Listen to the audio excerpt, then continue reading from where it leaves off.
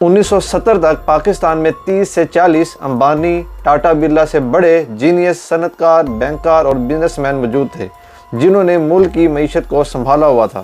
یہ وہ وقت تھا جب پاکستان جاپان اور کوریا سے بھی آگے تھا اور میڈل ایسٹ کے کنٹریز کسی گنتی میں نہیں تھے آتے، اور انہی صنعتکاروں اور بینکاروں کو 22 خاندان کا نام دے کر ٹارگٹ کیا گیا۔ ان میں سیگل گروپ نے کپڑے کی صنعت کو عروج دیا، داؤد گروپ ہیوی وہیکل اور زرعی مشینری کے بادشاہ تھے، داؤد ہرکولس ٹریکٹر ان کی پروڈکٹ تھی، ہارون خاندان چھوٹی مصنوعات، اصفہانی سلہٹ کے چائے کے باغات کے مالک تھے اور ملک کی پہلی ایئر لائن قائم کی جو آج کی سب ایئر لائنوں سے بہتر تھی۔ حبیب گروپ بینکنگ کے کنگ تھے۔ 60 کی دہائی میں ان کا حبیب پلازا ایشیا کی بلند ترین عمارت تھی۔ ایشیا میں پہلا IBM بینکنگ سسٹم اس بلڈنگ کی 9ویں منزل پر نصب ہوا۔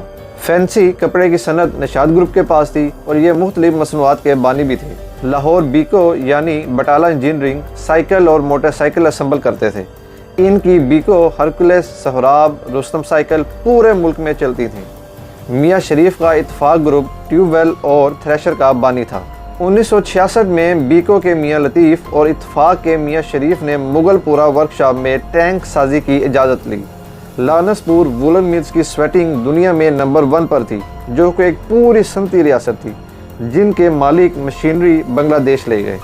بھٹو صاحب نے ان 22 خاندانوں کے خلاف تحریک چلائی کہ ملک کی ساری دولت ان کے پاس ہے اور میں ان کے پیٹ سے نکالوں گا، اور ہم عام عوام ان کے خون کے پیاسے ہوا کرتے تھے اور ہم نے ان محسن خاندانوں کے خلاف خود تحریک چلائی۔ بھٹو صاحب خود بھی فیوڈل تھے اور فیوڈلز یعنی بڑے زمینداروں نے پاور میں آ کر سب صنعتکاروں کی املاک بلا معاوضہ قومی ملکیت میں لے لیں۔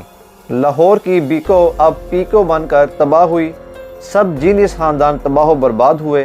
بیکو کے میاں لطیف جرمنی چلے گئے، اتفاق کے میاں شریف ملک چھوڑ کر گلف سٹیل ملز کے نام سے میڈل ایسٹ میں ملز لگا کر بیٹھ گئے، اصفہانی کنگال ہو گئے، ان کے سلٹ کے چائے کے باغات بنگلہ دیش لے گئے، ایئر لائن PIA بن کر تباہ ہو گئی، حبیب گروپ سے حبیب بینک چھین لیا گیا، سیگل گروپ نے کوہ نور جیسی بزنس امپائرز پلاٹ بنا کر نیلام کر دی، کوہ نور جو پوٹوہار کی ماں کہلاتی تھی تباہ ہوئی۔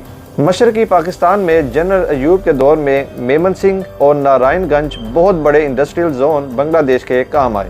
کراچی سائٹ انڈسٹریل اسٹیٹ جہاں گندھارا والے ہینو ٹرک بناتے، شاہ نواز لمیٹڈ شیورلیٹ اور مرسڈیز اسمبلی کرتے، سب کچھ نیشنلائز کر تباہ کر دیا گیا۔ ان خاندانوں میں سے اصفہانی کی بیٹی حسین حقانی کی اہلیہ امریکہ چلی گئی۔